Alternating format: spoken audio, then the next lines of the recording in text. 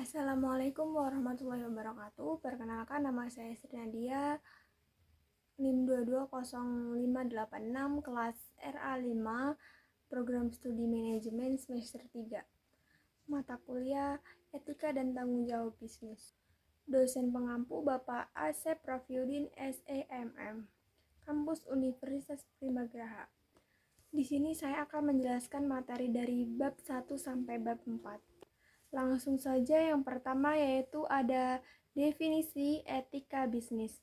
Etika bisnis merupakan cara untuk melakukan kegiatan bisnis yang mencakup seluruh aspek yang berkaitan dengan individu, perusahaan, dan juga masyarakat. Etika bisnis dalam suatu perusahaan dapat membentuk nilai, norma, dan perilaku karyawan serta pimpinan dalam pembangunan hubungan yang adil dan sehat dengan penggalan mitra kerja, pemegang saham, masyarakat.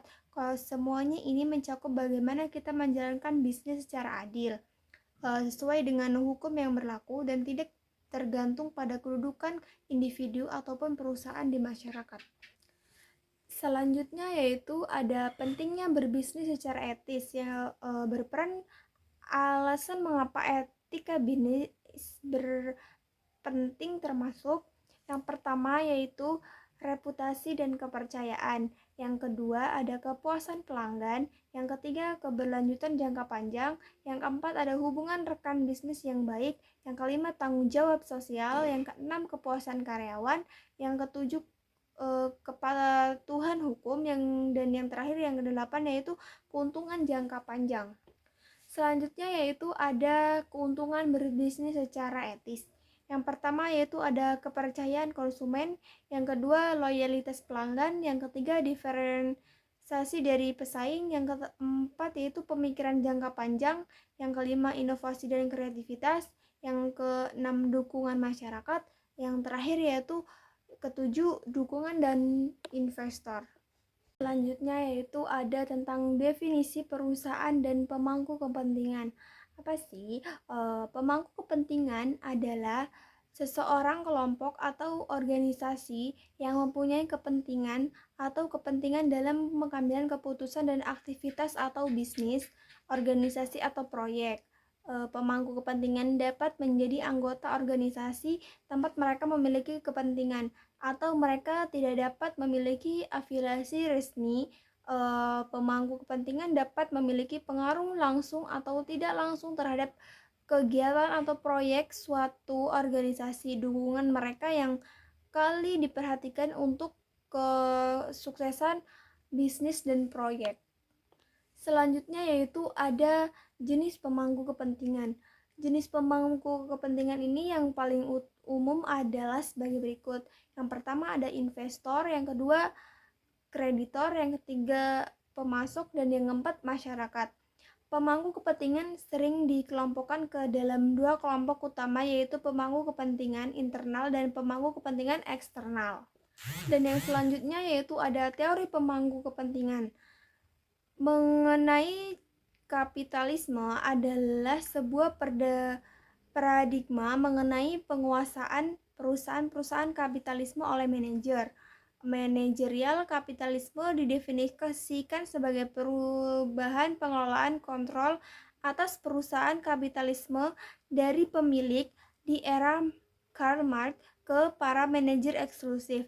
Tentu saja undang-undang proposal yang rohnya dilahirkan pada era di mana para pemilik kapitalisme sangat dimainkan perlu memberikan jaminan bahwa para manajer tersebut bekerja untuk para pemilik. Yang selanjutnya yaitu ada tentang organisasi bisnis dalam lingkungan global.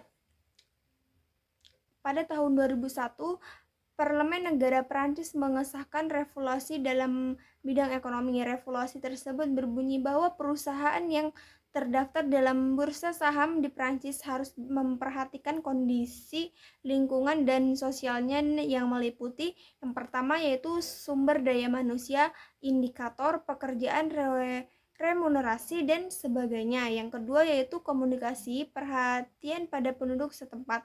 Dan yang ketiga yaitu ada standar tenaga kerja. taat pada konversasi PBB ILO, perusahaan yang tidak sesuai dengan standar akuntansi harus mendapatkan perhatian yang serius dari pemerintah dan induk perusahaan tradisional. Yang selanjutnya yaitu ada tentang pengertian etika dalam bisnis. Etika bisnis adalah perangkat aturan moral yang digunakan untuk mengatur dan menjalankan sebuah bisnis.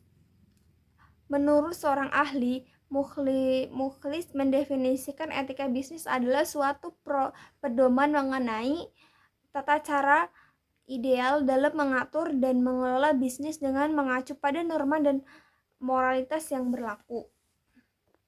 Yang selanjutnya yaitu ada tentang pengertian teori-teori etika bisnis.